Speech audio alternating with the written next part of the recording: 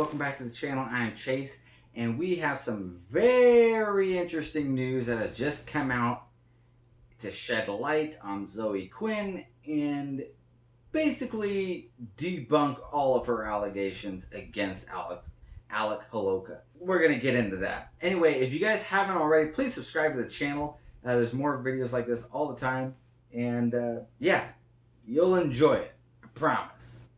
It's a good time. Try to make it fun around here. Anyway, so let's go ahead and get into this. This is brought to us by the Post Millennial, which this is just great journalism. This is investigative journalism right here, and it's written by Anna Slatz. So I'm giving her a shout out because this is awesome, and it needs to be noticed. So if you haven't, go follow her on Twitter. She's good. She's good. So let's go ahead and get into this article here that she has. So basically what happened, to give a little background on the Zoe Quinn situation with Alec Holowka, August 28th, Zoe Quinn makes allegations against Alec Holowka, insinuating that he sexually abused her and was very abusive, all of that. And then August 29th, Alec Holowka falls into cancel culture, and he then gets fired by his game developer buddies and no longer has a job. And then August 30th, he goes ahead and commits suicide. And then the following days afterward, Zoe Quinn deactivates all of her social media and locks up her Twitter. And when I say locks up her Twitter, basically only a few people then have access to her Twitter and her feed and all that stuff. And somebody, a good Samaritan, a good soul that has access to her Twitter, went back and leaked a whole lot of Twitter posts from back when all of this actually occurred, back in 2012, May 2012. And it is damning. So the three main points that Zoe Quinn brings up in her allegations against Alec Holowka is that she was physically confined to the unit / apartment that she was staying at, and she was isolated. Okay.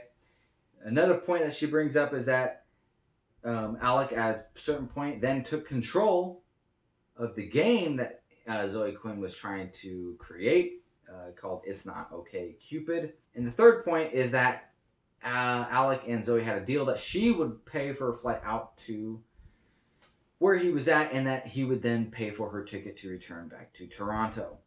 Let's dive in. And I highly recommend going and reading this article, because I'm not going to read everything. That'd be a very long video, but highly recommend it. I'll link it down in the description below so you can go click on it. And yeah, so let's get started. So the first point starts here. In an August 28th statement, Quinn claims to have been physically confined to Holowka's unit as well as isolated from the outside world. Okay.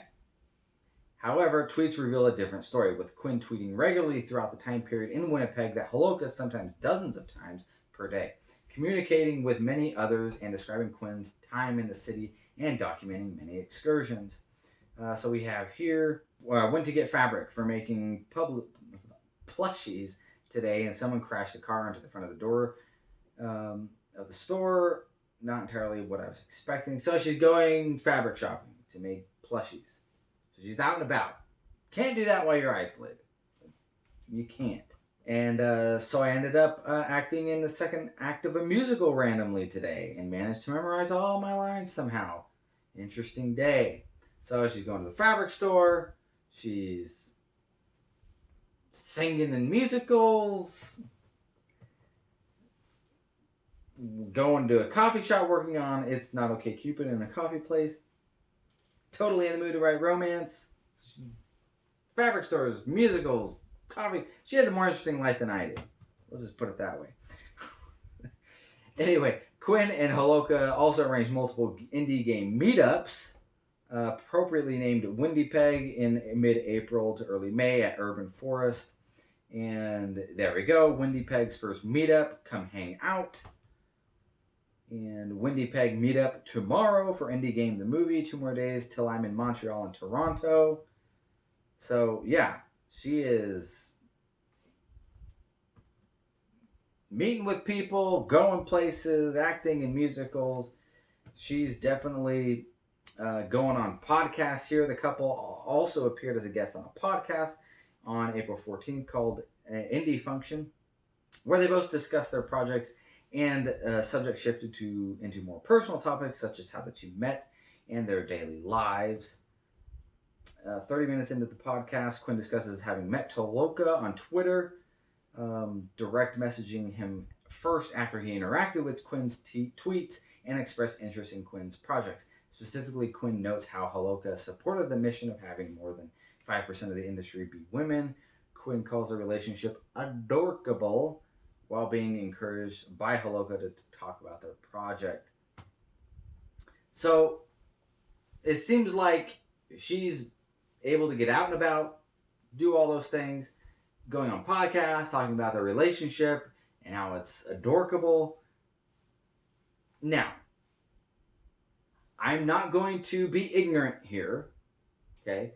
I am fully aware, and it would be unjust for me not to say that it is completely fathomable that a person could be having an abusive relationship at home and maintaining a very light-hearted social media presence, maintaining a very positive social media presence. Totally fathomable. Totally fathomable. That happens a lot. However, knowing Zoe Quinn's character and knowing who she is, I don't believe it. I believe what we're reading here is really what's happening. Okay, now I'm not saying Alec was a saint. Okay, we know he wasn't, but I don't think he was anywhere near what she alleged in her Twitter posts. So we'll just move on, go down, they talk a little bit more about their relationship. So this is on to the second point, that Alec took control of Quinn's It's Not Okay Cupid project, her game that she was developing. Quinn's bombshell public statement also claimed that Holowka had taken control of Quinn's then project It's Not Okay Cupid, the podcast, as well as Quinn's regular tweets while in Winnipeg and after the departure. Changed that assertion. Basically, they went on the podcast and her tweets before and after totally debunk what she said. So this tweet here, this one small email from It's Not Okay Cupid, with all the choices, possibilities mapped throughout. Yeah, working on the game. All right, I gotta say, if anybody from the post-millennial is watching this, you guys got a great scroll function, because I use the arrow keys and it's so smooth. Usually it's like really jagged on a lot of sites. Anyway, that's sidebar. Worked on my game till I started passing out from tiredness. I want every day to end like this. Working on the game. We're getting closer to when she leaves too, by the way. Dozens of tweets in the post-millennial's possession demonstrate Quinn was routinely editing, contributing, and designing the planned game, sometimes with the suggestion Holowka provided inspiration or even encouragement. When a boy game dev and a girl game dev love each other very much, they smash their heads together and a game comes out. Okay, so second point, debunked. Third point, that Alec delayed purchasing a ticket for Zoe Quinn to get back to Toronto, because that was part of the deal. And then she said in her allegation that literally they had a mysterious roommate had to come save her, and they snuck out, and under the cloak of the moon, I'm making that part up, but you get the image she derives in your head is just like that Alec was just this sleeping demon, and they just had to sneak out and creep out so he wouldn't awake and stop her. Okay. According to Quinn's statement, Holowka also delayed purchasing Quinn's ticket home as per their arrangement, effectively trapping Quinn in Winnipeg with no funds to return.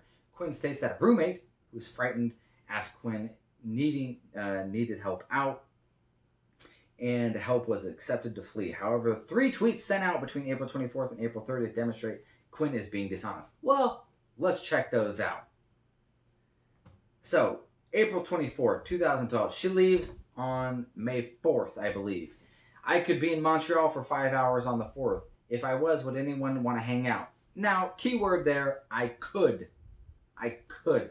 So she's definitely looking into it. Can definitely extrapolate that. Looking into it.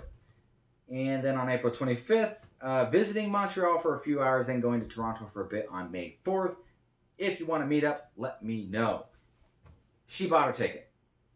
There's no I could. There's no supposition of it happening. This is, hey, I'm going to be in Montreal for like 5 hours, and I want to meet up with some people. Let me know. And we already know that her and Alec tweet back and forth. So Alec can totally see this. So 10 days before, he knows she's leaving. He's fully aware of that. She's not making it as hidden as it needed to be. Like he couldn't possibly find out, let him know.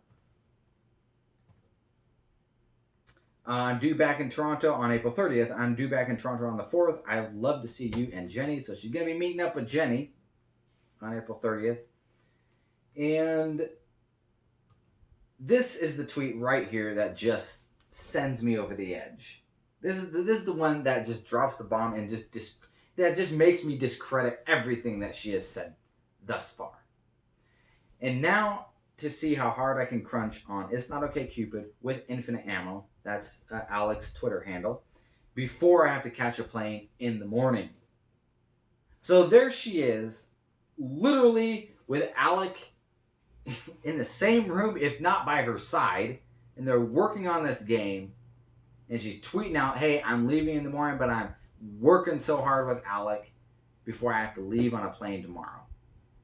That doesn't sound like some sneaking roommate is going to come save her in the dead of night to get her out. Alec's literally just sitting there.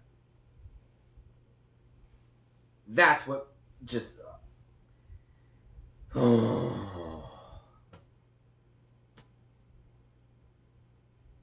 After she gets back to Toronto, they also exchange more tweets. So let's go in this. So Zoe Quinn's back in Toronto, Alec's back where he is, and she tweets, F, more games need help, or F, more games need self-destruct buttons. That sounds fun as heck. So she's responding to Alec there, infinite ammo. Infinite ammo reminds me of playing Skate 2 and watching the collision and physics freak out to humorous effects. That's funny. Yeah, lighthearted tweets. Hey, you're back in Toronto, I'm over here. We're having fun. This is cool. Sounds pretty cool, Alec. And then on May 10th, Zoe Quinn sent a single tweet, hi. Whether or not Holowka responded is unknown due to the locked status of his account. All right. So, all of those points debunked. We know that Zoe Quinn is just lying. That's what she's doing. She's just lying. Again, I'm not trying to paint Alec as a saint because we know from information that has come out even before all of this that, you know, he had his own problems, his own issues that he was working through. Even his own sister has said such things, and Zoe Quinn even says it in her allegations. Let's go ahead and read that. Statements issued after Holowka's death demonstrate that he was well known that it was well known that there were concerns about his mental health, concerns stemming long before Quinn's public accusations surfaced. Scott Benson, Holowka's development teammate, issued a statement on Kickstarter after the decision to cut ties with Holowka was made, emphasizing that he had a continual history of emotional instability and behavioral problems that he had sought assistance for at different points in time. In the Kickstarter statement, Benson also noted that the termination was not a result of mobbing or other social pressures. Yeah, whatever. But the fact of the matter remains that a working relationship over 6 years ceased literally after and only after a very public figure with a very large audience called Holowka out. Okay? Zoe Quinn, if you haven't kept up. This is just interesting right here. It's not huge evidence, but it's interesting. Further, Quinn's history cannot be neglected when considering the context of these accusations. Quinn's ex-partner, Aaron Gajoni, recently brought attention to extensive discussions had between himself and Quinn on Facebook. In these discussions, Quinn mentions being raised by a pathological liar, having brain damage, and seeking vengeance against a man, a game developer Quinn once loved, this is presumably Alec, with the intention of furthering her career. Wow. Let that sink in for a minute. And then August 28th happens. Here's the thing. Again, go read the article. I'm not, like I said, I'm not going to cover it all. Go read the article. It's very interesting. And it dives even more into kind of what was going on at the time. And in short, my humble opinion, Quinn is a pariah on the gaming industry. She just has never contributed anything of value to the gaming industry. She receives thousands of dollars on Patreon each month and never anything comes of it. She launched a Kickstarter, got $86,000 for it, and nothing has come of it. She is a pariah on the gaming industry. And she just needs to leave. She needs to get out. That is, she has no place here. Anyway, that's the video. Thank you guys for watching. If you haven't already, go like the video. Please subscribe. That really helps the channel out. And if you do subscribe, you're going to get more content like this. We have fun here. I know the recent videos have been a little serious, but this is a fun place to be. So subscribe, and hey, if you agree with this video, please let me know down below. I just had a really fun conversation in my last video on Zoe Quinn with another commenter, because I read all the comments and I comment on all of them because I don't get that many. So if you comment, you know I'm going to comment back. So thank you guys for watching, and have a great day, and peace out.